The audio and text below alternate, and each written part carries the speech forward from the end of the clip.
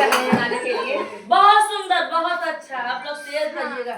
लोटवा से पानी आवत है में दातुनिया मुहम्मा धोइला बाल मुहम्मा धोइला बाल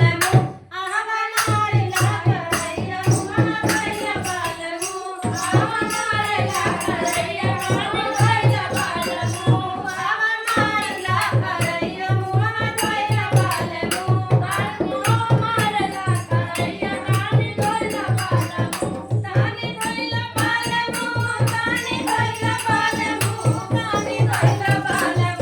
मामा मारे लागैया मुहम्मा धोइला बाल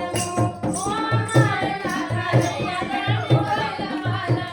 लोटवा के पानी आवत है में दातुनिया लइके हटिया धानिया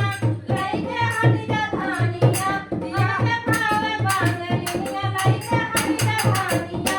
आके भावे बांगलिया लइके हटिया धानिया हमके भावे बांगलिया तोही हटिया धानिया हमके भावे बांगलिया लइके हटिया धानिया हमके भावे बांगलिया लइके हटिया धानिया हमके भावे बांगलिया लइके हटिया धानिया गोरे बाबा दुनिया हमें पातली कमरिया का कमी बरा जाऊ तोके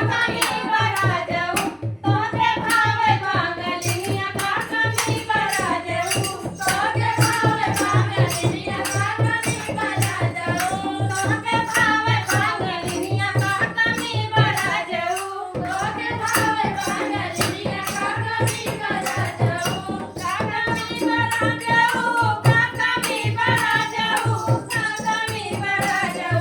तोके भावे बांगलिया का कमी बरा जाऊ तोके भावे बांगलिया का कमी बरा जाऊ तोके भावे बांगलिया का कमी बरा जाऊ तोके भावे बांगलिया का कमी बरा जाऊ तुम्हारी सूरतिया हमें माई के गावे बतिया सुनला धानिया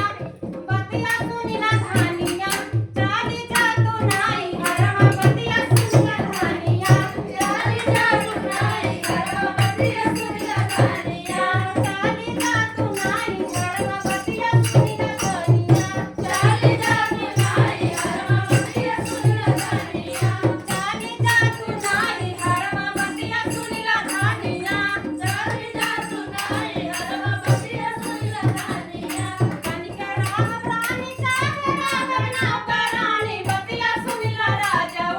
बतिया सुनला राजाऊ बतिया सुनला राजाऊ नानी जावे नाई हरवा बतिया सुनला राजाऊ नानी जावे नाई हरवा बतिया सुनला राजाऊ नानी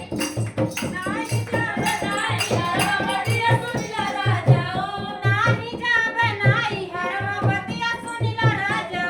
नानी जावे नाई हरवा बतिया सुनला राजाऊ नानी जावे नाई हरवा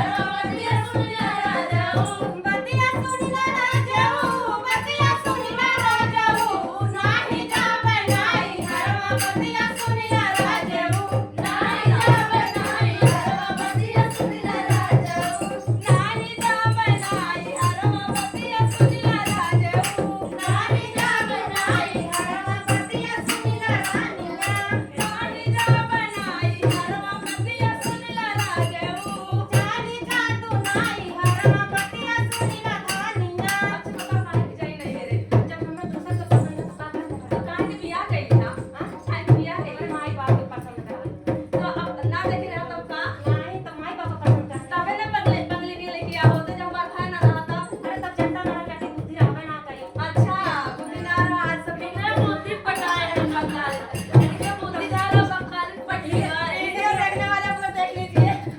बंगाली पटाने के लिए पति पत्नी का नाम जो पति पत्नी में हो रही है लड़ाई किसकी हुई जीत किसकी हुई हाल बताइएगा। हाँ, पति इतना दिमाग वाला बुद्धि न होते हुए भी दो औरत रखने के लिए तैयार। बताइए क्या बात सही है? बंगाली ले आ ले भैया ही हो एक गाना ऐसा ना कि आप दो जने रुक जा कर दूसरा का जन तब उसको हो पता ठीक है थोड़ा चारों जने इकट्ठे हो